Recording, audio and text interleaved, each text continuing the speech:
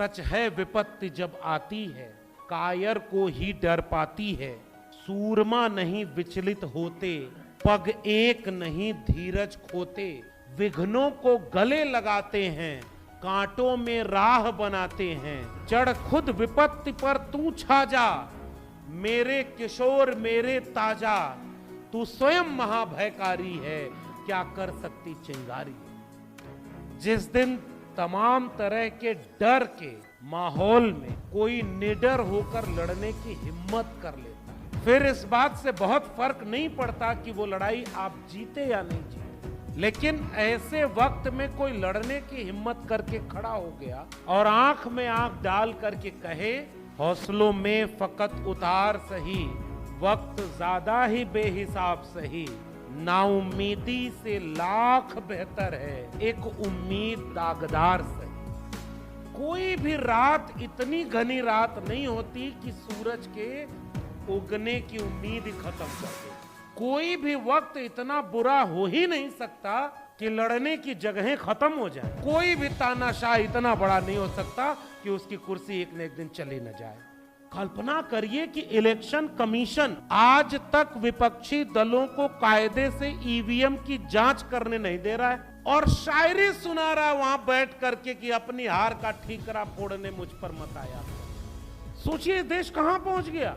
कोई लॉजिक ही नहीं बचा साहब। ईवीएम मशीन इसलिए लाई गई थी कि कम समय में चुनाव हो जाएगा, जल्दी चुनाव खत्म हो जाएगा और जल्दी गिनती हो जाएगी। उतना ही समय लग रहा है जितना बैलेट पेपर से लगता था। अच्छा आप बताइए, एक अवतारी आदमी दुनिया से बाकी देश छोड़ करके वो भारत में पैदा हुआ, 35 साल 40 साल भीख मांगी। मैं नहीं कर रहा हूं, उसने खुद बताया। इंटायर पॉलिटिकल साइंस में डिग्री लिया, इतना पूर्ण बहुमत की सरकार बना रहा है, अब की बार अकेले 400 पार का नारा लगा रहा है, तो फुल क्रेडिट उसे मिलनी चाहिए। लोग ईवीएम पर क्रेडिट दे रहे हैं। आज ही उस अधिकारी को ये घोषणा कर देनी चाहिए थी कि इस बार का चुनाव बैलेट पेपर से होगा, ताकि लोग झूठी क्रेडिट ईवीएम को न दें, सारा मामला साफ हो जाता।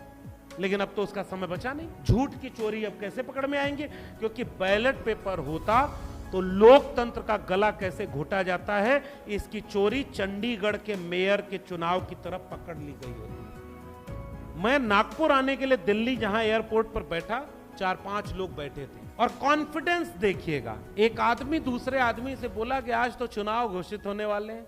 सब अननोन थे, बढ़िया कपड़े लत्ते में, सूट बूट पहने हुए। दूसरे ने कहा क्या चुनाव अब की बार तो 400 पार है। कॉन्फिडेंस देखिए। दूसरा बोला अरे नहीं नहीं चुनाव तो करना पड़ेगा। अरे सब पता है कौन है उसके आगे, उसने सबको ठीक कर दिया।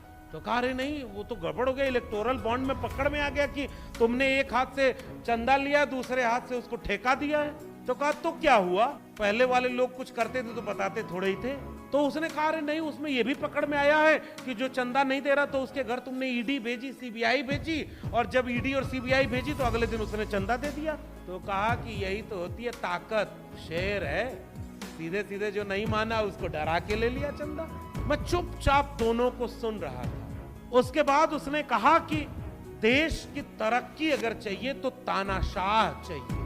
जिस दिन तानाशाह ये डर, ये ख्वाब खत्म कर देगा कि, और उसने उदाहरण क्या दिया पता है, तमिलनाडु अलग कहता है हम हिंदी नहीं बोलेंगे, नागपुर वाले कहते हैं हम मराठी बोलेंगे, यूपी बिहार वाले हिंदी करते हैं। ये देश को कोई एकजुट रख सकता है तो एक लीडर तानाशाह होना चाहिए जो उसी जिल्ले इलाही की तरह। मैं चुपचाप बैठ के यही सोच रहा था, इस कॉमन सेंस को गांव तक पहुंचा दिया गया। इस झूठ पर लोग सच मानते हैं, जैसे वही कि पापा उन्होंने युद्ध रुकवा दिया था। ये हम और आप हंस सकते हैं, लेकिन गांव जाकर पूछ लीजिएगा, जो राम को ला सकता है वो युद्ध रुकवा सकता है। अमेरिका का राष्ट्रपति इनसे चाय पूछ कर पीता है। गांव में ये भी लोग मानते हैं। इलाहाबाद में पढ़ा करता था, तो इलाहाबाद में जब माघ मेला कुंभ लगा था तो एक आदमी बैठ करके उसी समय समझाने लगा कि गुजरात के भुज में भूकंप कैसे आया है पता है। तो कहा नहीं पता है। तो उसने कहा कि धरती गोल होती है। कॉन्फिडेंस देखिए झूठ बोलने वाले का। वो झूठ बोल रहा था इतने सलीके से, मैं एतबार न करता तो और क्या करता। तो वो आदमी ऐसे गोल हाथ बनाया और कहा धरती ऐसी गोल है। बाकी सब लोग ऐसे बैठे, हाँ गोल है। कहा कि जब कुंभ लगा तो ज्यादा आदमी सब इलाहाबाद की तरफ आ गया कुंभ नहाने। तो गुजरात की तरफ से धरती थोड़ी सी उठ गई और इलाहाबाद की तरफ दब गई, इसलिए गुजरात में भूकंप आ गया। बाकी सब करो हाँ बाबा कहां थे, वही सब बाबा आजकल पर्चा बना रहे हैं। जहां देखो पाखंड के बीमार बैठे हैं, हजारों लुट गए लाखों यहां तैयार बैठे हैं, करके जवानी बर्बाद ऐसे नेताओं के पीछे अब कहते हैं साहब दुआ करो बेरोजगार बैठे हैं।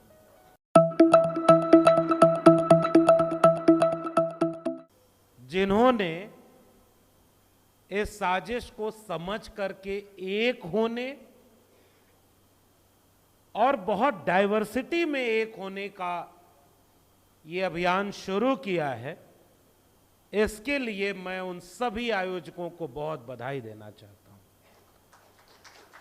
कई बार आधी लड़ाई उसी दिन जीत ली जाती है जिस दिन तमाम तरह के डर के माहौल में कोई निडर होकर लड़ने की हिम्मत कर लेता है।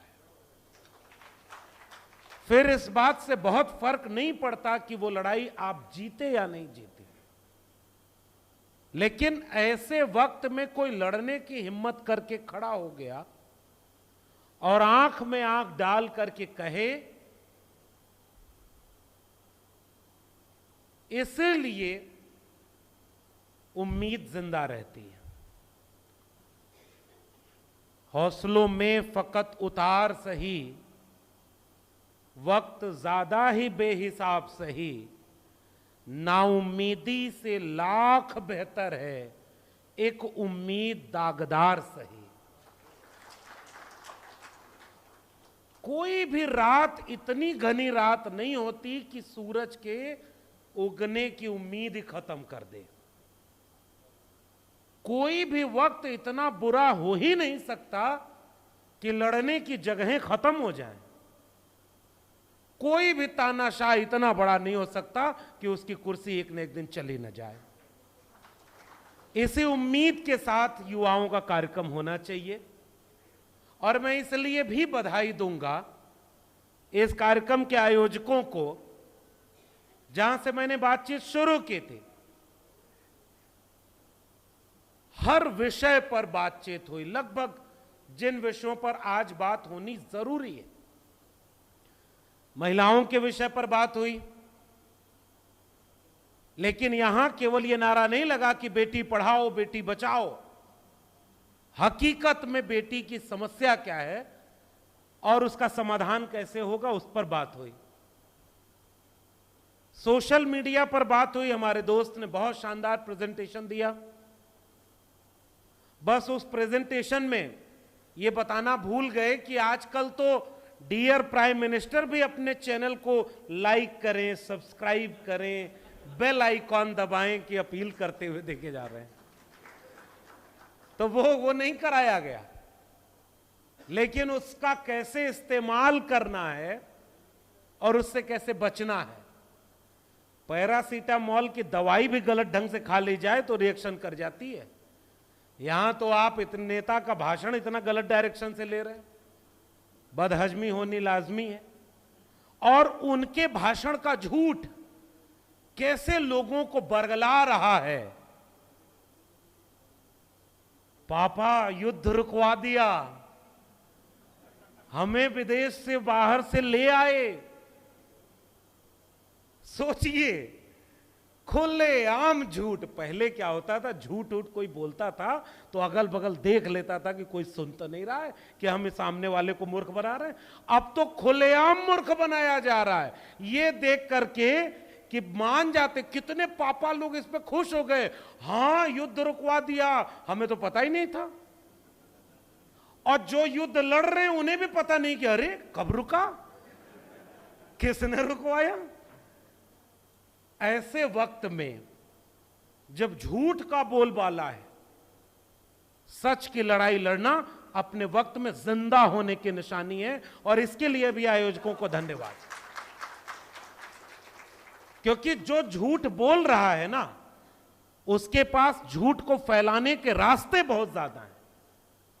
पहले के जमाने में जिनके 10 मुंह हुआ करते थे उनको लोग खराब मान लेते थे। आजकल तो हजारों मुंह हैं। एक मुंह से कोई तानाशाह कहता है कि देश चलेगा तो संविधान से चलेगा, दूसरा मुंह उसी का है, उसी शरीर का है, आप समझ रहे हैं ना। वो वहां से बोलता है कि 400 सीट चाहिए क्योंकि संविधान बदलना है। कौन सा सही है रे भाई? संविधान बचाना है, संविधान बदलना है। ऐसे वक्त में सोशल मीडिया से कैसे आप, क्योंकि एक बात तो सही है कि जो मेन स्ट्रीम मीडिया है उसने 2000 की नोट में चिप ढूंढने का भी झूठ को झूठ नहीं माना, तो हमारे और आपके सच को क्या दिखाएगा? पहले छप के बिका करते थे जो अखबार, वो अब बिक के छपा करते हैं। ऐसे वक्त में जब मीडिया उनकी दरबारी हो चुकी हो तो सोशल मीडिया आपका हथियार है, लेकिन हां, उस हथियार को कैसे बच के इस्तेमाल करना है इसका आपको एक सेशन में पढ़ाया बताया। इसलिए मैं कहता हूं कि कितना खूबसूरत मंच। एक दोस्त ने ओबीसी के मसले पर बात की, मानवाधिकार पर बात हुई, एकेडमिक इंस्टीट्यूशन में माइनॉरिटीज को लेकर के क्या दिक्कत हुई। मेरे परिचय में संचालिका जी ने कहा कि मैंने एक किताब लिखी है जो बेस्ट सेलर हो गई है, और यह बात भी मुझे ही बतानी पड़ रही है क्योंकि यह भी बात मीडिया से गायब है, जैसे इलेक्टोरल बॉन्ड वाली खबर गायब है, इस पर बात नहीं हो रही। लेकिन सच को, मैं महाराष्ट्र की जमीन पर खड़ा हूं, यहां के एक पुरखे ने हमारे लिखा कि हथेली से सूरज नहीं ढका जा सकता। उनका नाम है महात्मा ज्योतिबा फूले, और उन्होंने जो सबक हमें सिखाया है, स्याह रात नाम लेती नहीं ढलने का, यही तो वक्त है सूरज तेरे निकलने का। और इसलिए ये बात हम खुद बताएंगे कि जब हमारे एक दोस्त यहां पर खड़े होकर रोहित वेमुला, पायल तड़वी को याद कर रहे थे, मुझे अपनी किताब का कुछ चैप्टर याद आने लगा था। आपका मन करे तो पढ़िएगा। मैं अपनी किताब का प्रचार करने नहीं आया हूं क्योंकि मैं प्रधानमंत्री नहीं हूं। वो एक सूचना थी जो आप तक पहुंच गई, आपका मन करे तो पढ़िएगा। वैसे एक सूचना ये है कि मराठी में लोगों ने उसे इतना प्रेम दिया है कि उसका मराठी में भी ट्रांसलेशन हो रहा है, जो बाबा साहब की जयंती के पहले लॉन्च हो जाएगा, और हो सकता है वो मराठी में भी आपको पढ़ने को मिले। यानी प्रोफेसर की डायरी मराठी में भी आ रही है। और उस किताब को इसलिए याद कर रहा हूं कि वो पूरी की पूरी किताब मैंने डेडिकेट की है तो रोहित वेमुला और उनके जैसी अधूरी रह गई संभावनाओं के नाम। इस कार्यक्रम का नाम है युवा परिषद। तो इस देश के नौजवानों का आइकॉन कौन होना चाहिए? हमें इस मंच से रोहित वेमुला को याद करना पड़ेगा, जिनकी सांस्थानिक हत्या की गई। एक ऐसा नौजवान जो कार्ल सैगन की तरह वैज्ञानिक बनना चाहता था, फेलोशिप रोक दी। क्यों रोकी? रोहित वेमुला, महाराष्ट्र के लोगों, इशारा आप भी समझते होंगे, अगर रोहित वेमुला जय भीम बोलते हुए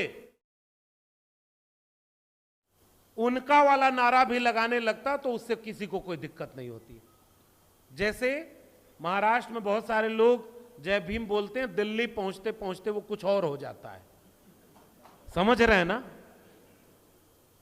लड़ाई देखिए, इस मंच पर खड़े होकर केवल अपने वैचारिक प्रतिपक्षी की आलोचना करें, इतने से ही काम नहीं चलेगा। थोड़ा झाड़ू घर के अंदर भी लगाना पड़ेगा। कहीं गलती हमारी भी तो है कि बाबा साहब डॉक्टर अंबेडकर ने मंदिर जाने के आंदोलन को बंद कर दिया एक समय के बाद, और जाते जाते मिलिंद कॉलेज जैसा कॉलेज खोलकर गए और ये कह के गए कि शिक्षा वो शेरनी का दूध है, उसे जो पिएगा वो दहाड़ेगा। एजुकेट, ऑर्गेनाइज और एजिटेट। शिक्षित बनो, संगठित रहो, संघर्ष करो। आज बाबा साहब होते तो उसमें कुछ चीजें और जोड़ते और उसको कहते कि रीड, राइट एंड फाइट, पढ़ो, लिखो और लड़ो। ये आपके नौजवान और जिंदा होने दोनों का पर्याय होगा। और बाबा साहब का बनाया हुआ संगठन कितने टुकड़ों में बटा है, ये हमसे बेहतर आप जानते हैं। बुद्धिस्ट सोसाइटी ऑफ इंडिया के कितने टुकड़े हुए, रिपब्लिक पार्टी ऑफ इंडिया के कितने टुकड़े हुए। तो ये कुछ मूल्यांकन तो हमें अपना भी करना होगा, क्योंकि यहीं बगल में नागपुरी संतरे के बाद जो एक चीज और प्रसिद्ध है, अगले साल उसका 100 साल पूरा होने जा रहा है। मैं नाम नहीं लूंगा क्योंकि एक वैचारिक मंच है और समझदार को इशारा काफी। इस मंच से अगर नाम लेंगे तो हम अपने वैचारिक लोगों का नाम लेंगे, संविधान का नाम लेंगे। बाकी किसी को हम उतना महत्वपूर्ण नहीं मानते कि ऐसे वैचारिक मंचों से उनका नाम लिया जाए। लेकिन इस बात को कहना आज के वक्त में जरूरी है कि जब हमारा एक साथी यहां खड़े होकर एक भारत का दृश्य आपके सामने रख रहा था कि इस देश के विश्वविद्यालय, स्कूल और कॉलेज अब इतने सांप्रदायिक हो गए हैं कि एक शिक्षिका अपने ही विद्यार्थी को बुलाकर उसको मुस्लिम होने की वजह से ऐसी बात बोलते हुए उसी के विद्यार्थियों से पिटवा रही है। जहर का पता नहीं साहब कितना फैल चुका है। और मेरे अपने दिल्ली विश्वविद्यालय जिससे मुझे निकाल दिया गया, मैं तो एक बहिष्कृत प्रोफेसर हूं। मैंने बचपन में चाय नहीं बेची, लेकिन मेरे घर वालों ने दूध बेचा। मैंने भीख नहीं मांगी, मेरे घर वालों ने मेहनत किया और मुझे पढ़ाया। अगर हमारे घर वाले न होते तो हम यहां तक नहीं पहुंच पाते। और जिस प्रोफेसर की डायरी की बात मैं करना चाहता हूं, वो बिके, कितनी बिके ये इंपॉर्टेंट नहीं है, लेकिन जिस कलम और किताब ने हम जैसे नौजवानों को बनाया है, उस कलम और किताब की कहानी है प्रोफेसर की डायरी में। इसलिए आपको उसे पढ़ना चाहिए कि अगर कलम और किताब न होती तो मैं यूपी के आजमगढ़ में कई गाय भैंस चरा रहा होता, दूध बेच रहा होता। आज मैं 14 साल प्रोफेसर रहने के बाद, इलाहाबाद यूनिवर्सिटी का टॉपर होने के बाद, आंख में आंख डाल करके तानाशाहों से निडर होकर सवाल पूछने के बाद, नौकरी से निकाल दिए जाने के बाद भी उन्होंने सोचा था कि नौकरी छीन लेंगे तो चुप हो जाएगा, डर जाएगा। हमने भी तय कर लिया कि जुल्म के साये में लब खोलेगा कौन, और हम भी चुप रहे तो फिर बोलेगा कौन। ये जो हिम्मत और ताकत मिली है, ये कलम और किताब से मिली है, अपने वैचारिक पुरखों से मिली है। इसलिए आज के नौजवानों को एक पैगाम अगर कोई देना चाहेंगे हम, तो कलम और किताब हर हाथ तक पहुंचे, ऐसा भारत बनाना होगा। और इसलिए मैं कह रहा हूं, उस प्रोफेसर की डायरी में मैंने वो फलसफे लिखे हैं कि आज वही कलम और किताब कैसे लोगों के हाथ से छीनी जा रही। हमारे एक दूसरे दोस्त जब अभी हमसे ठीक पहले बोल रहे थे, कहां तो इस देश में ये नारा लगा था, समाजवादी आंदोलनों का नारा हुआ करता था, रोटी कपड़ा सस्ती हो, दवा पढ़ाई मुफ्ती हो। पढ़ाई और दवाई मुफ्त हो, किसी की जेब में पैसा है इससे तय ना हो कि उसे पढ़ाई मिलेगी या नहीं मिलेगी, वो स्कूल मिलेगा या नहीं मिलेगा। और आज कहां पहुंच गया, पढ़ेगा इंडिया तो आगे बढ़ेगा इंडिया। जुमलेबाजी में नारे तो आपने भी खूब लगाए, और पॉलिसी बनाई, न्यू एजुकेशन पॉलिसी, न पढ़ेगा इंडिया न आगे बढ़ेगा इंडिया। ये पॉलिसी बनाई है जिसको new education policy, national education policy कहते हैं। एक एग्जांपल दूं उसका, पहले यूजीसी हुआ करता था, यूनिवर्सिटी ग्रांट कमीशन, यानी यूनिवर्सिटीज को चलाने के लिए ग्रांट कौन देगा, गवर्नमेंट देगी। और गवर्नमेंट के पास अपना पैसा तो होता नहीं, गवर्नमेंट के पास तो पब्लिक का पैसा है, और वो पैसा सरकार का शिक्षा रोजगार इसमें खर्च हो तो सरकार पैसा देती है, विश्वविद्यालय स्कूल कॉलेज सरकारी हो, ताकि किसी की गरीबी से, किसी के बेरोजगारी से, किसी का धर्म देखकर, जाति देखकर उसे शिक्षा या दवाई, पढ़ाई या दवाई से वंचित न होना पड़े। इसलिए डेमोक्रेटिक स्टेट में राज्य की जिम्मेदारी थी कि पढ़ाया जाए, और स्कूल कॉलेज विश्वविद्यालय सबके जिम्मे खोले गए। यूजीसी उस फंडिंग एजेंसी का नाम था जो फंड करती थी, और न्यू एजुकेशन पॉलिसी कहती है कि अब हेफा बन गया है हायर एजुकेशन फंडिंग एजेंसी, जो लोन देगी। अगर एक एजुकेशन सिस्टम है तो वो लोन लेगा, और लोन कितने दिन में चुकाएगा ये उसको बताना पड़ेगा। मैं दिल्ली विश्वविद्यालय में पढ़ाता था, हजारों करोड़ रुपए दिल्ली विश्वविद्यालय लोन ले चुका है, जेएनयू हजारों करोड़ रुपए लोन ले चुका है, और एक एमओयू साइन हुआ है, और उस एमओयू में उसे बताना पड़ेगा कि कितने साल में ये पैसा आप वापस गवर्नमेंट को लौटाएंगे। अगर एजुकेशनल इंस्टीट्यूशन को पैसा लौटाना है तो उसके पास पैसा आना होगा। तो एजुकेशनल इंस्टीट्यूशन के पास पैसा आने के सोर्स क्या है? दो ही काम वो करेगा, ज्यादा से ज्यादा पैसा आए और खर्च कम हो। खर्च कम हो इसके लिए क्या करेगा? ठेके पर प्रोफेसर रखेगा, ठेके पर कर्मचारी रखेगा, कॉन्ट्रैक्ट पर लोग रखे जाएंगे, और जब कॉन्ट्रैक्ट पर गुरु रखे गए, ठेके पर गुरु रखे गए, उसी दिन जिल्ले इलाही ने जोर से भाषण देके बोला कि हम विश्व गुरु बनने जा रहे हैं, ताकि उधर सबका ध्यान चला गया और इधर से पॉलिसी पर कॉन्ट्रैक्ट टीचिंग आ गई। ये चोरी हो रही है। और ठीक उसी समय पैसा आएगा कैसे? विद्यार्थियों की फीस से। मैं जब दिल्ली विश्वविद्यालय में पढ़ाने गया तो जिस कोर्स की फीस 4,000 रुपए थी, 14 साल बाद उसी कोर्स की फीस लगभग 40,000 पहुंच गई थी। एजुकेशन बिक गई और लोगों को पता ही नहीं चला, क्योंकि उसने तो क्लियर ही नहीं किया कि चौथी पास है या इंटायर पॉलिटिकल साइंस में डिग्री लिया हुआ है। पता है ना, अभी तो डिग्री का भी पता नहीं है, ओरिजिनल है फेक है, इस पर विद्वानों में मतभेद है। लेकिन आपको यह बात तो करनी थी कि आप एजुकेशन तो सबको दें।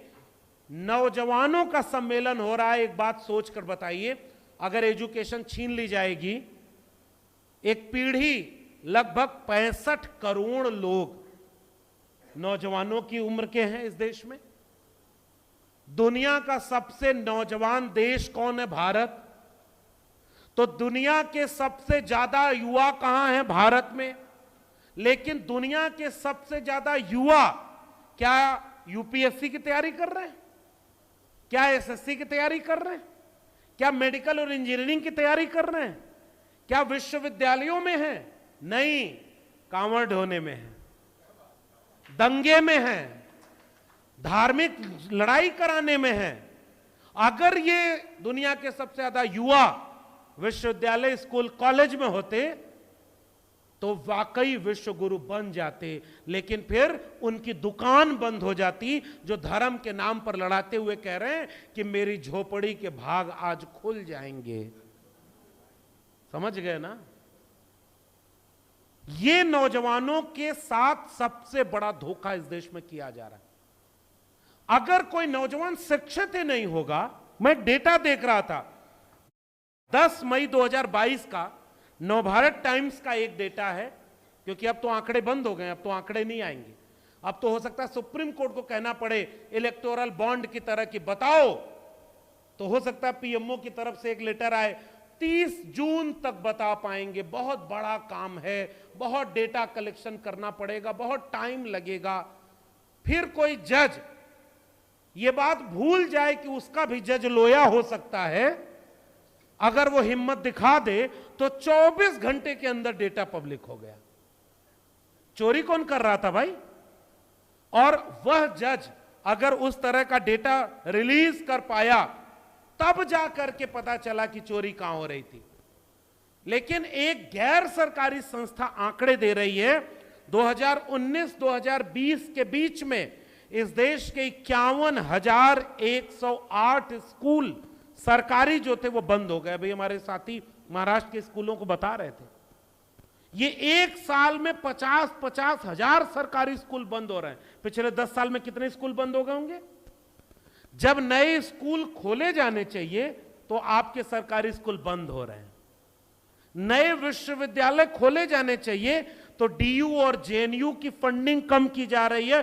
40% सिलेबस ऑनलाइन मोड में चला जा रहा है, और वहां पर वैकेंसीज जो आ रही है वो कॉन्ट्रैक्ट पर रखी जा रही है।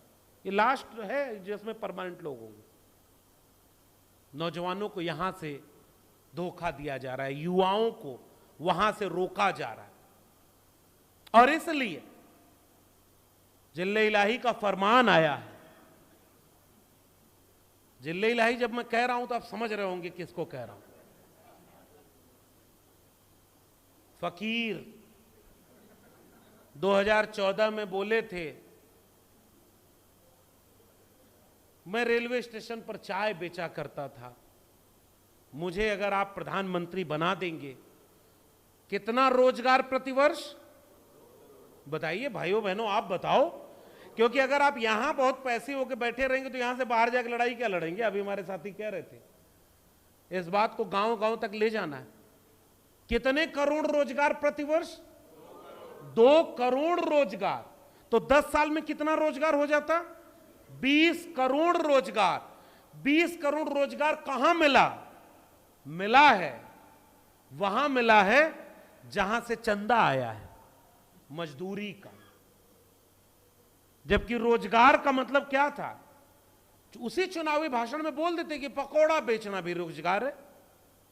पकौड़ा तो लोग, जैसे लगता है 2014 के पहले पकौड़े नहीं बिकते थे क्या? और कौन पकौड़ा बेचने वाला आईएएस बनने के लिए रोजगार तुमसे मांग रहा था? लेकिन जो पीएचडी कर लिया हो उसको पकौड़ा बेचवा दो, इसे कहते हैं न्यू इंडिया का तानाशाह है। ये न्यू इंडिया है। नौजवानों को इसके बाद भी अगर कुछ न समझ में आ रहा हो, इस देश के नौजवानों को अगर इसमें भी मजा आ रहा है कि पकौड़ा बेच रहे हैं, तो फिर 80 संगठन के 800 संगठन मिल जाए तो कुछ नहीं हो पाएगा।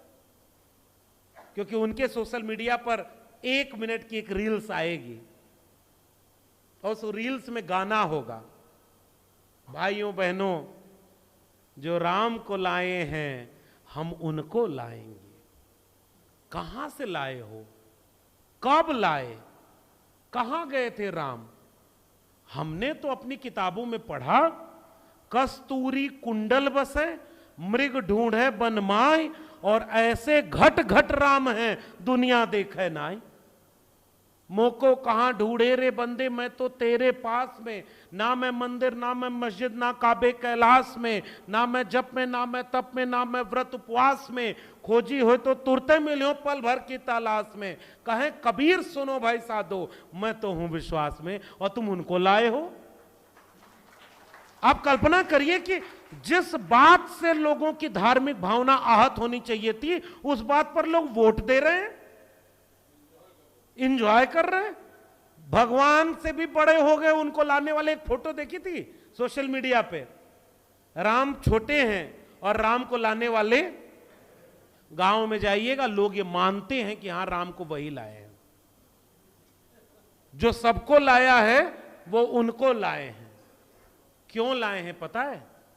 क्योंकि आप उसी के नाम पर वोट दें। और यह आंकड़ा आप न पूछें कि भैया जब सरकारी स्कूल खोला जाना था इतना स्कूल बंद क्यों हो गया।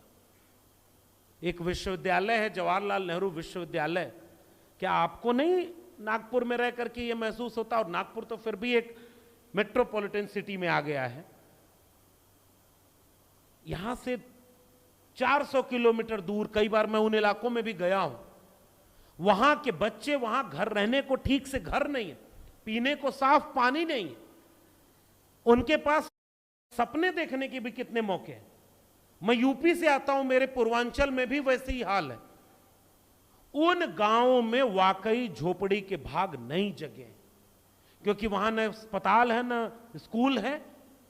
जब उन्हें शिक्षा मिली नहीं और उन्हें यह पता नहीं कि शिक्षा किसकी वजह से नहीं मिली, उनको लगता है कि शिक्षा उन्हीं की वजह से, क्योंकि पूर्व जन्म में हो सकता है उन्होंने कोई पाप कर दिया था कि वो उस घर में पैदा नहीं हुए जिस घर में प्री वेडिंग सेरेमनी ही 1200 करोड़ रुपए की हो और सब लोग जाके वहां डांस कर रहे हैं। वो भी तो एक इंसान ही है ना। प्री वेडिंग सेरेमनी 1200 करोड़ रुपया, जाने कितने स्कूल उसमें बन जाते, जाने कितने किसानों का कर्जा माफ हो जाता। अरे वो सब छोड़िए, एक कंपनी जिसके यहां ईडी और सीबीआई की रेड पड़ती है, 3 दिन बाद इलेक्टोरल बॉन्ड से इतना चंदा पहुंचा देती है कि अगर वही चंदा लगा दो तो पूरे देश के सरकारी स्कूलों के मास्टरों का पूरे साल की सैलरी पूरी हो जाती। पैसा कहां है और जा कहां रहा है? मास्टर की फीस सैलरी देने के लिए पैसा नहीं है, और नौजवानों को लगता है कि हमारे से क्या मतलब। I don't care because I hate politics. नौजवानों को सिखाया गया है पॉलिटिक्स से दूर रहना, और घर के लोग भी ये हमारे घर में भी सिखाया। घर में जब इलाहाबाद पढ़ने गया तो मैं थोड़ा बचपन में शरारती था, उतना शरारती नहीं था कि मतलब मगरमच्छ के बच्चे को पकड़ के ले आऊं तालाब से, मतलब सामान्य व्यक्ति था। तो वो जब मैं इलाहाबाद गया तो मेरे घर वालों ने बहुत सख्त हिदायत दी, और मैंने अपनी किताब में भी ये बात लिखी है, चुपचाप कलम और किताब से वास्ता रखना, राजनीति से दूर रहना। डॉक्टर राम मनोहर लोहिया, उन्होंने कहा कि जो अच्छे लोग राजनीति से दूर होंगे तो बुरे लोगों की राजनीति के शिकार होंगे। आज आप किसके शिकार हो रहे हैं? स्टूडेंट की फीस कितनी होगी ये कौन तय कर रहा है? पॉलिटिक्स तय कर रही है कि नहीं कर रही है? न्यू एजुकेशन पॉलिसी में 40% सिलेबस ऑनलाइन मोड में हो गया। अब वैकेंसीज कम होंगी, फेलोशिप कम हो रही है। फेलोशिप देने के लिए सरकार के पास पैसा नहीं है। 6-6 महीने, 8-8 महीने, 10-10 महीने से फेलोशिप बंद है। मौलाना आजाद फेलोशिप जो माइनॉरिटीज के बच्चों को दी जाती थी वो फेलोशिप बंद है। ओबीसीज को जो फेलोशिप दी जा रही थी उसमें से कई फेलोशिप बंद है, उसके लिए पैसे नहीं है। और बच्चों को सिखाया जा रहा पॉलिटिक्स मत करना, क्योंकि स्टूडेंट यूनियन बंद कर दिया गया, छात्र संघ खत्म। पता है छात्र संघ से नौजवान नेता पैदा होते थे। इसलिए आज इस युवा परिषद की बात को गांव-गांव पहुंचाने की जरूरत है कि भैया नौजवानों, फ्रांस भी एक देश था, और फ्रांस में जब महंगाई बढ़ गई थी तो नौजवान अपने स्कूल, कॉलेज, विश्वविद्यालय से निकलकर फ्रांस की सड़कों पर उतरकर छात्र आंदोलन किया था। और फ्रांस का प्रोफेसर अपने विद्यार्थियों के आंदोलन में आगे आगे खड़े होकर के पूरी क्रांति की अगुवाई कर रहा था। उसका नाम था ज्यां पाल सार्त, अगर आपने सुना हो तो। दुनिया का बड़ा फिलोसोफर था। और आजकल के विद्यार्थी क्या कर रहे हैं? कॉलेज कैंपस के भीतर जय श्री राम का नारा लग रहा है, प्रोफेसर भी झूम रहा है, विद्यार्थी भी झूम रहा है, क्योंकि दोनों को पता है ये वीडियो बना करके वहां नागपुर के हेडक्वार्टर तक जाएंगे तो विद्यार्थी का पीएचडी में एडमिशन हो जाएगा, प्रोफेसर वाइस चांसलर बन जाएगा, और जो अगला उसका स्टूडेंट है वो उधर हो जाएगा, क्योंकि मेरिट का तो कोई मतलब नहीं रहा। वाइस चांसलर कौन बना रहा है? यहां से तय हो रहा है। तो उस देश के नौजवान को पता ही नहीं है कि उसका रेस्पॉन्सिबिलिटी क्या है।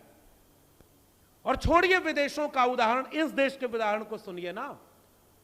इमरजेंसी लगानी पड़ी, एक वक्त था तानाशाह एक और इस देश में हुए, और उस समय जब छात्र आंदोलन था वो भी गुजरात का ही था, शुरुआत वहीं से हुई थी। विद्यार्थियों ने अपने मेस की रोटी का दाम थोड़ा सा बढ़ गया था, विद्यार्थियों ने आंदोलन किया था कि हमारी रोटी आप महंगी क्यों कर रहे हो। और वो गुजरात का छात्र आंदोलन बिहार के समाजवादी आंदोलन से जुड़ गया, और पूरे देश में इतना बड़ा आंदोलन खड़ा हुआ कि 1975 में इमरजेंसी लगानी पड़ गई थी। आज का छात्र एक भी आंदोलन कर पा रहा? क्योंकि जो छात्र आंदोलन करना चाहा उसे आपने उमर खालिद बना दिया।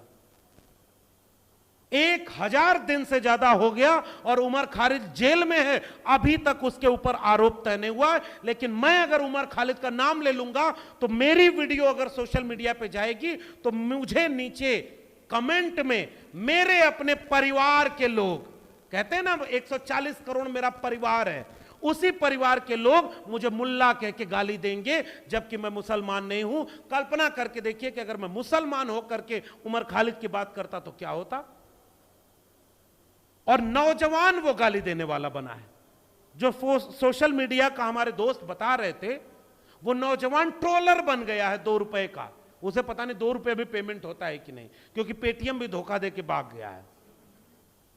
ये नौजवान कहां खड़े हैं? वो ट्रोलर बन गए।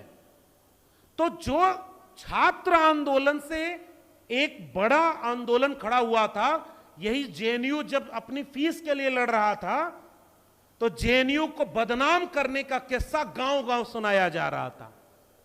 5 रुपए में खाना खाओगे, 30 साल तक पीएचडी करोगे, और ये बात वो कह रहा था जिसको पढ़ने का मौका ही नहीं मिला। तो जब जेएनयू का अपमान किया जा रहा था तब आपको मजा आ रहा था। जब डीयू के प्रोफेसर लड़ रहे थे और उनका हक छीना जा रहा था तब गांव में आपको बैठ करके मजा आ रहा था। जब आपके बच्चे फीस भरने का आंदोलन करके लाठी खा रहे थे तब गांव में आपको मजा आ रहा था। और जब डीयू जेएनयू बर्बाद हो गया तो आपको पता ही नहीं चल रहा कि अब किस बात पर मजा लिया जाए। इसलिए इस युवा परिषद में अगर एक कोई बात गांव तक पहुंचानी है तो वो ये कि शिक्षा बर्बाद हो गई तो चेतना ही नहीं मिलेगी, और चेतना नहीं आएगी तो फिर उसका क्या ही होगा। कोई आएगा व्यापारी और झूठ बोलेगा, तमाशा दिखाएगा। जैसे एक व्यापारी आया था, एक किस्सा सुनाता हूं, दो चार बातें और करके फिर विदा लूंगा। एक किस्सा है, दो गुजराती भाई थे। मैं गुजराती दो लोगों का नाम ले रहा हूं तो आप अन्यथा न लीजिएगा कि किसकी बात कर रहा हूं। व्यापारी थे, बिजनेसमैन, और उन्होंने कभी भी भाषण में यह नहीं कहा था कि बिजनेस मेरे खून में है। और यहां से समझिएगा नौजवानों को बर्बाद करने का किस्सा किस व्यापारी ने कहां से खेल रचा था। उनका, मैं भोजपुरी इलाके का हूं, थोड़ी बहुत भोजपुरी आप समझ लेते हैं ना। उसका नाम था चिनवा और पटवा, दो भाई थे। दोनों ने तय किया कि यार पढ़ाई तो हमने की नहीं, चलो अब क्या करते हैं, कोई स्टार्टअप शुरू करते हैं। तो नया स्टार्टअप शुरू किया कि हम दाल का बिजनेस करेंगे। तो जो सबसे उस इलाके में अरहर और चने की दाल कम होती थी तो लोग मसूर की दाल खाते थे जो उतनी अच्छी नहीं थी। बहुत ध्यान से समझिएगा इस किस्से को। उन्होंने कहा कि ये नया स्टार्टअप ये होगा कि हम पूरे इलाके से मसूर की दाल खरीद कर इकट्ठा कर लेंगे और जब उचित समय देखेंगे तब इसको बेचेंगे। उन्होंने पूरे इलाके से मसूर की दाल इकट्ठा कर ली, लेकिन उस साल उनका नसीब देखिए कि अरहर और चने की दाल की पैदावार बहुत अच्छी हो गई। अब लोग अरहर और चना सस्ती मिल रही है तो उसको खा रहे, मसूर का कोई खा ही नहीं रहा, पूछ ही नहीं रहा। उन्होंने कहा अब क्या होगा। दोनों गुजराती थे, दिमाग लगाया। उन्होंने कहा कि चलो एक पॉलिसी बनाते हैं, एक योजना बनाते हैं। रात के समय थोड़ा अंधेरा हुआ, गांव के बगल में श्मशान घाट था जहां लाश को जलाते थे। पेड़ पर दोनों भाई चढ़ गए। एक तरफ से एक भाई बोला कि तुम कौन, तो दूसरा बोला मैं भूत हूं। उसने कहा क्या कहने आए हो यहां, तो कहा एक संदेशा लेकर आया हूं। तो अगल बगल से जो लोग गुजर रहे थे उसमें से थोड़े लोग रुक गए। उन्होंने कहा क्या संदेशा लेके आए हो। उसने कहा कुछ दिन में हमारे लोगों की आबादी इस इलाके में बढ़ने वाली है, इसलिए जल्दी से सीएए लागू कर दो। कैसे बढ़ने वाली है भूतों की आबादी। उसने कहा कि इस गांव में हैजा फैलने वाला है। तो कहा हैजा फैलने वाला है तब तो लोग मरेंगे और आबादी बढ़ेगी। कहा कि फिर, तो कहा कि लेकिन एक चालाकी अगर किसी गांव वाले ने कर दी तो वो बच जाएंगे। लेकिन क्या चालाकी, तो दूसरा बोला कि पहले देख लो अगल बगल कोई सुन तो नहीं रहा। फिर उसने पेगासस चेक कर लिया कि कहीं लगा तो नहीं है। उसके बाद फिर दूसरे ने देख लिया, क्योंकि चोरी से ये थोड़ा देखना था कि कोई सुन नहीं रहा है, ये देखना था कि अच्छा दो चार जगह मैसेज जा रहा है कि नहीं जा रहा है। और जब उसके बाद उसने कहा कि अगर लोग 10 दिन लगातार मसूर की दाल खाएंगे तो हैजा से बच जाएंगे। और देखते ही देखते सुबह होते होते ये खबर पूरे गांव में फैल गई। लोगों ने अपने अरहर और चने की दाल को किनारे रख दिया और लोग खोजने लगे कि मसूर की दाल कहां मिलेगी। 10 दिन लगातार खाना है ताकि हैजा से बचना है। और देखते देखते उसी दिन उन्होंने जितना स्टोर किया था उसको दुगने दाम पर बेच दिया। और उसके बाद जब चोरी पकड़ी गई तो विदेश भाग गए। इन दो भाइयों ने किया क्या, जियो दन दनादन। याद आया, मुफ्त में इंटरनेट, गांव तक मोबाइल। और जैसे ये चीज गई उसका सदुपयोग करने की ट्रेनिंग तो आपने युवाओं को दी नहीं थी। तो उसका दुरुपयोग करने वाला बिजनेसमैन वही है जो 1200 करोड़ रुपया अपने बच्चे के प्री वेडिंग में खर्च कर रहा है, क्योंकि उसको अपने बच्चे का बिजनेस लॉन्च करना था। 1 साल उसने फ्री में इंटरनेट दिया, आपको आदत लगवाई, और अगले साल से आप भी 400, 500, 1000 रुपए इंटरनेट का खर्च कर रहे हैं, क्योंकि अब आपको आदत लग चुकी है। कभी सोचा है इस देश का पूरा अर्थतंत्र कैसे कमजोर किया जा रहा है? और इसलिए मैं अगर आज यहां खड़े होकर सोचूं कि इस सब का रास्ता क्या होगा, ये तो समस्याएं हम गिनाते चले जाएंगे। चंद दिनों बाद चुनाव होने वाला है साहब, आज ही इलेक्शन की घोषणा हुई। कल्पना करिए कि इलेक्शन कमीशन आज तक विपक्षी दलों को कायदे से ईवीएम की जांच करने नहीं दे रहा है, और शायरी सुना रहा है वहां बैठ करके कि अपनी हार का ठीकरा फोड़ने मुझ पर मत आया करो। जिले इलाही एक बार विद्यार्थियों से चर्चा कर रहे थे, परीक्षा पर चर्चा, और परीक्षा पर चर्चा करते हुए उन्होंने विद्यार्थियों से पूछा कि कौन सा पेपर आपको सबसे टफ लगता है, सबसे कठिन लगता है। एक शरारती विद्यार्थी ऐसे युवा परिषद से गया रहा होगा, उसने खड़ा होकर कहा, हुजूर बैलेट पेपर। 7 चरण में चुनाव हो रहा है ना, बैलेट पेपर से कितने चरण में होता था? सोचिए देश कहां पहुंच गया, कोई लॉजिक ही नहीं बचा साहब। ईवीएम मशीन इसलिए लाई गई थी कि कम समय में चुनाव हो जाएगा, जल्दी चुनाव खत्म हो जाएगा और जल्दी गिनती हो जाएगी। उतना ही समय लग रहा है जितना बैलेट पेपर से लगता था। अच्छा आप बताइए, एक अवतारी आदमी दुनिया से बाकी देश छोड़ करके वो भारत में पैदा हुआ, 35 साल 40 साल भीख मांगी, मैं नहीं कर रहा हूं, उसने खुद बताया, इंटायर पॉलिटिकल साइंस में डिग्री लिया, इतना पूर्ण बहुमत की सरकार बना रहा है, अब की बार अकेले 400 पार का नारा लगा रहा है, तो फुल क्रेडिट उसे मिलनी चाहिए। लोग ईवीएम पर क्रेडिट दे रहे हैं। आज ही उस अधिकारी को यह घोषणा कर देनी चाहिए थी कि इस बार का चुनाव बैलेट पेपर से होगा, ताकि लोग झूठी क्रेडिट ईवीएम को न दें, सारा मामला साफ हो जाता। लेकिन अब तो उसका समय बचा नहीं। झूठ की चोरी अब कैसे पकड़ में आएंगे? क्योंकि बैलेट पेपर होता तो लोकतंत्र का गला कैसे घोटा जाता है, इसकी चोरी चंडीगढ़ के मेयर के चुनाव की तरफ पकड़ ली गई होती है। पता है कि नहीं आपको? कैमरा यहां भी लगा है ना। बैलेट पेपर होता तो सिग्नेचर करते हुए एक आध बार तो देखते, डरो ऊपर वाले से, कोई है जो ऊपर से देख रहा है। अच्छा सोचो ना, जो राम को लाए हैं वो सबको लाएंगे, और चोरी करते समय डरते भी नहीं है। कल्पना करिए ना कि चोरी करते हुए भी खुलेआम चोरी हो रही है, और सबसे बड़ी चोरी लोकतंत्र में आपके वोट की चोरी होती है। तो बैलेट पेपर था तो चोरी पकड़ ली गई, और बैलेट पेपर ना होता तो चोरी पकड़ में आती क्या? इसलिए मैं एक बात कहना चाहता हूं और आपसे भी साझा कर रहा हूं। ये छात्र युवा परिषद है, वर्तमान भारत में युवाओं का भविष्य। इस विषय के आगे जो क्वेश्चन मार्क है ना, उसका जवाब अगले 50 दिन के भीतर मिलने वाला है।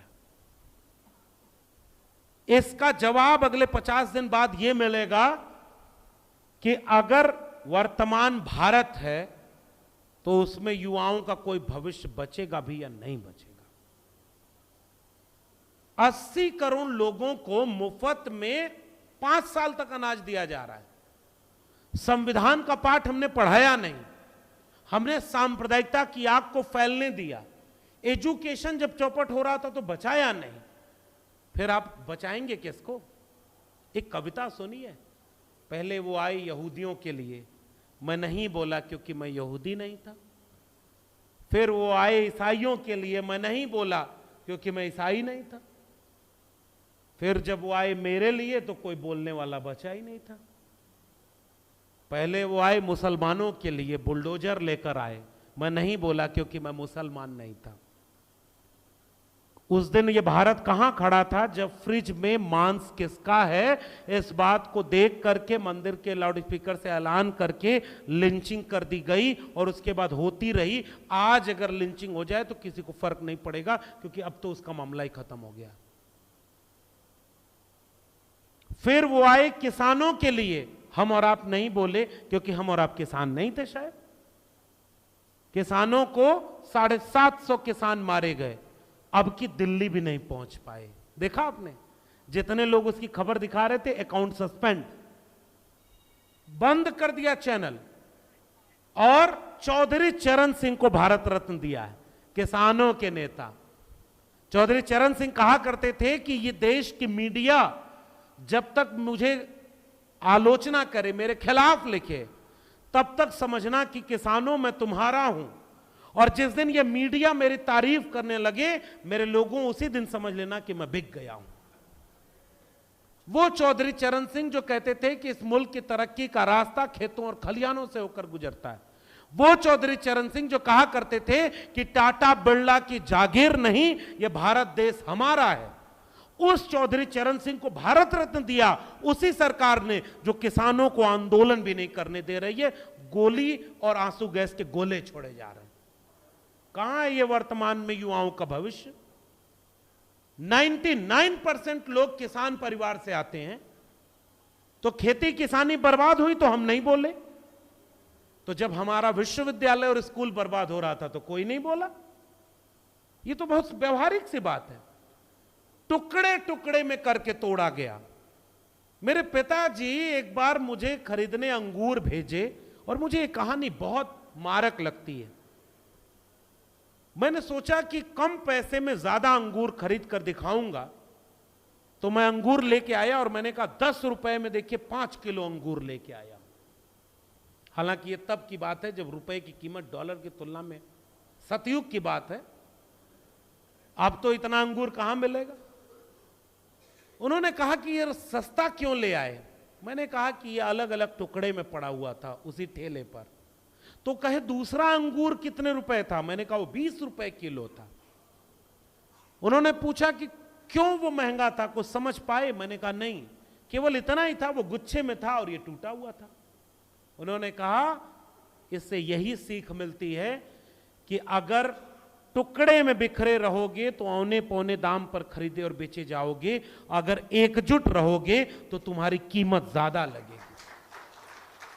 आज अगर इस देश को बचाना है और नौजवानों को बचाना है, तो ये जितनी लड़ाइयां हम अलग अलग लड़ रहे हैं, उन सारी लड़ाइयों को एक जगह लाना होगा। और इसलिए मैं आपकी बहुत बधाई देता हूं कि आपने 80 संगठनों को एक जगह लाने की कामयाबी हासिल की। और इस लड़ाई को लड़ा कैसे जाएगा? इस लड़ाई को लड़ने का क्या टूल है?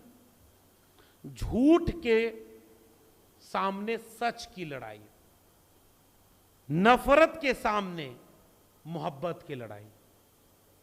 कल्पना करिए, मैं जिस कॉलेज में पढ़ाता था, मेरे कॉलेज में हर तरह के लोग हुआ करते थे। मेरे कॉलेज का नाम था जाकिर हुसैन दिल्ली कॉलेज।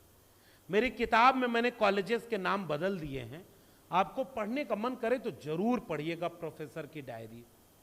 वो बताएगी कि कैसे मेरे विश्वविद्यालय भी कम्युनल हो रहे थे। हमने अपनी आंखों से उसे कम्युनल होते हुए देखा है। मेरे कॉलेज में जो मुस्लिम बच्चे थे और कर्मचारी थे, वो जहां नमाज पढ़ा करते थे, कुछ दिनों बाद उसी के बगल में कुछ लोग हनुमान चालीसा पढ़कर ठीक उसी समय पर उन्हें चढ़ाने के लिए बैठ गए। क्योंकि आज से 10 साल पहले यही काम जब मेरे गांव में होना शुरू हुआ था, तो मुझे लगा था कि ये मेरे घर तक नहीं आएगी। चेगवेरा दुनिया के बड़े क्रांतिकारी थे। उन्होंने कहा कि अगर आग पड़ोसी के घर लगी हो तो आपका घर बहुत दिन तक महफूज नहीं होता। इसलिए इस देश के नौजवानों को आपस में बांटा गया। इसलिए आज वो नौजवान अपनी फेलोशिप बचाने के लिए भी नहीं लड़ पा रहा है। आज वो नौजवान ये बात समझ ही नहीं पा रहा है कि उसका भविष्य कहां से लूटा जा रहा है। इसलिए मैं कह रहा हूं, हमारे यहां हिंदी में एक कविता लिखी हुई है, सच है विपत्ति जब आती है कायर को ही डर पाती है, सूरमा नहीं विचलित होते, पग एक नहीं धीरज खोते, विघ्नों को गले लगाते हैं, कांटों में राह बनाते हैं, चढ़ खुद विपत्ति पर तू छा जा, मेरे किशोर मेरे ताजा, तू स्वयं महाभयकारी है, क्या कर सकती चिंगारी है। और यह बात अगर हम इस देश के नौजवानों तक पहुंचा पाए, कोई बचा सकता है अगर इस देश को, तो इस देश का नौजवान ही बचा सकता है। क्योंकि 2019 में इस देश के नौजवानों से वोट मांगा गया था ये कहते हुए कि मेरे फर्स्ट टाइम वोटरों, पुलवामा के नाम पर वोट देना। भूले तो नहीं है आप? इस बार पहले मंदिर के बाद, उसके बाद चुनाव के ठीक पहले सीएए लाने की बात, कहां गया वो 10 साल का वादा जिसका आपको रिपोर्ट कार्ड लोगों को देना था कि कितनी गारंटी पूरी हुई। आज सुबह का एक वाकया है, मैं नागपुर आने के लिए दिल्ली जहां एयरपोर्ट पर बैठा, 4-5 लोग बैठे थे और कॉन्फिडेंस देखिएगा। एक आदमी दूसरे आदमी से बोला कि आज तो चुनाव घोषित होने वाले हैं। सब अननोन थे, बढ़िया कपड़े लत्ते में, सूट बूट पहने हुए। दूसरे ने कहा क्या चुनाव अब की बार तो 400 पार है, कॉन्फिडेंस देखिए। दूसरा बोला अरे नहीं नहीं चुनाव तो करना पड़ेगा। अरे सब पता है कौन है उसके आगे, उसने सबको ठीक कर दिया। तो कहा अरे नहीं वो तो गड़बड़ हो गया, इलेक्टोरल बॉन्ड में पकड़ में आ गया कि तुमने एक हाथ से चंदा लिया, दूसरे हाथ से उसको ठेका दिया है। तो कहा तो क्या हुआ, पहले वाले लोग कुछ करते थे तो बताते थोड़े ही थे। तो उसने कहा अरे नहीं उसमें यह भी पकड़ में आया है कि जो चंदा नहीं दे रहा तो उसके घर तुमने ईडी भेजी, सीबीआई भेजी, और जब ईडी और सीबीआई भेजी तो अगले दिन उसने चंदा दे दिया। तो कहा कि यही तो होती है ताकत, शेर है, सीधे सीधे जो नहीं माना उसको डरा के ले लिया चंदा। मैं चुपचाप दोनों को सुन रहा था। उसके बाद उसने कहा कि देश की तरक्की अगर चाहिए तो तानाशाह चाहिए। ये जब कार्यक्रम शुरू हुआ तो हमारी सबसे पहली साथी वक्ता ने तानाशाह से शुरू किया था। जिस दिन तानाशाह ये ख्वाब खत्म कर देगा कि, और उसने उदाहरण क्या दिया पता है, तमिलनाडु अलग कहता है हम हिंदी नहीं बोलेंगे, नागपुर वाले कहते हैं हम मराठी बोलेंगे, यूपी बिहार वाले हिंदी हिंदी करते हैं। ये देश को कोई एकजुट रख सकता है तो एक लीडर तानाशाह होना चाहिए जो उसी जिले इलाही की तरह है। मैं चुपचाप बैठ के यही सोच रहा था, इस कॉमन सेंस को गांव तक पहुंचा दिया गया है। इस झूठ पर लोग सच मानते हैं, जैसे वही कि पापा उन्होंने युद्ध रुकवा दिया था। ये हम और आप हंस सकते हैं, लेकिन गांव जाकर पूछ लीजिएगा, जो राम को ला सकता है वो युद्ध रुकवा सकता है। अमेरिका का राष्ट्रपति इनसे चाय पूछ कर पीता है। गांव में ये भी लोग मानते हैं। इलाहाबाद में पढ़ा करता था, तो इलाहाबाद में जब माघ मेला कुंभ लगा था तो एक आदमी बैठ करके उसी समय समझाने लगा कि गुजरात के भुज में भूकंप कैसे आया है पता है? तो कहा नहीं पता है। तो उसने कहा कि धरती गोल होती है। कॉन्फिडेंस देखिए झूठ बोलने वाले का। वो झूठ बोल रहा था इतने सलीके से, मैं एतबार न करता तो और क्या करता। तो वो आदमी ऐसे गोल हाथ बनाया और कहा धरती ऐसी गोल है। बाकी सब लोग ऐसे बैठे, हाँ गोल है। कहा कि जब कुंभ लगा तो ज्यादा आदमी सब इलाहाबाद की तरफ आ गया कुंभ नहाने, तो गुजरात की तरफ से धरती थोड़ी सी उठ गई और इलाहाबाद की तरफ दब गई, इसलिए गुजरात में भूकंप आ गया। बाकी सब कर हाँ बाबा कहां थे, वही सब बाबा आजकल पर्चा बना रहे हैं। जहां देखो पाखंड के बीमार बैठे हैं, हजारों लुट गए लाखों यहां तैयार बैठे हैं, करके जवानी बर्बाद ऐसे नेताओं के पीछे अब कहते हैं साहब दुआ करो बेरोजगार बैठे हैं। सीधी सी लड़ाई है। जब आपको बेरोजगार किया गया तब आपको पता ही नहीं चला कि सबसे बड़ा मुद्दा इस देश का बेरोजगारी होना था, और 45 साल की बेरोजगारी दर सबसे ज्यादा हो गई। आज भारत 45 साल से सबसे ज्यादा जो बेरोजगारी दर है उसमें जी रहा है। रुपए की कीमत डॉलर की तुलना में 82-84 रुपए के ऊपर है। 2 करोड़ रोजगार देना था, तुम चुनाव में आते नौजवानों केवल एक सवाल पूछना, 2 करोड़ रोजगार देना था, तुम 1 करोड़ के हिसाब से 10 करोड़ का हिसाब दे दो। तुमने कहा था 100 स्मार्ट सिटी बनाएंगे, 100 स्मार्ट गांव बनाएंगे, तुम 10-10 स्मार्ट सिटी और स्मार्ट गांव गिना दो। तुमने कहा था बुलेट ट्रेन चलाएंगे, तुम बुलेट ट्रेन का एक डिब्बा ही दिखा दो कहां बना है। तुमने कहा था 2022 तक किसानों की आय दोगुनी कर देंगे, तुम कह दो उस किसानों की लागत निकल रही है कि नहीं चुनाव में, उनके फसल में। तुमने कहा था 2022 तक हर सर के ऊपर एक छत होगा, बताओ तुमने कितनी छत वहां पर दी है? हिसाब तो तुम्हें देना था। 14 में जब आए तो ये कहकर आए थे कि उनको 60 साल दिया, हमको 60 महीने दो, बोला था कि नहीं बोला था? तो भैया 60 महीने की बजाय तुमने 120 महीने ले लिया, तो अब 120 महीने का हिसाब तो दोगे। नौजवानों, इस 50 दिन में अगर ये वाले सवाल हम लोगों के बीच पहुंचा पाए तो डेमोक्रेसी बचेगी। बाबा साहब डॉक्टर भीमराव अंबेडकर ने यही बात कही थी। आज से हम अंतर विरोधों के दौर में प्रवेश कर रहे हैं। 26 नवंबर 1949 को हमने एक व्यक्ति एक वोट का अधिकार तो दे दिया, लेकिन अगर सामाजिक और आर्थिक गैर बराबरी दूर नहीं हुई तो ये देश में राजनीतिक बराबरी ठीक से चल नहीं पाएगी। ऑक्सफैम की रिपोर्ट 2023 में कहती है 100 रोटी और 100 आदमी के बीच बंटवारा क्या है? एक आदमी 40.5 रोटी कब्जा किए हुए है और 3 रोटी पर 50 आदमी गुजारा कर रहे हैं। अगर इस डेटा को एक्सटेंड कर दीजिए तो 95 लोग 5 रोटी पर जी रहे हैं और 95 रोटी 5 आदमी कब्जा किए हुए हैं। अगर 2024 में, क्योंकि उनके लोग कह चुके हैं कि इस देश के संविधान को बदलना है, बताइए, अब तो छुपी हुई बात तो है नहीं। अगर संविधान नहीं बचेगा तो बचेगा क्या? इसलिए मैं केवल एक बात, आखिरी किस्सा सुना के जा रहा हूं। नौजवानों को अपने मुद्दे पर खड़ा होना होगा। आप पूछेंगे 2 करोड़ रोजगार प्रतिवर्ष कहां है, तो वो कहेंगे मंदिर वहां है। आप पूछेंगे 100 स्मार्ट सिटी, 100 स्मार्ट गांव कहां है, तो वो कहेंगे कश्मीर भारत में मिला लिया है।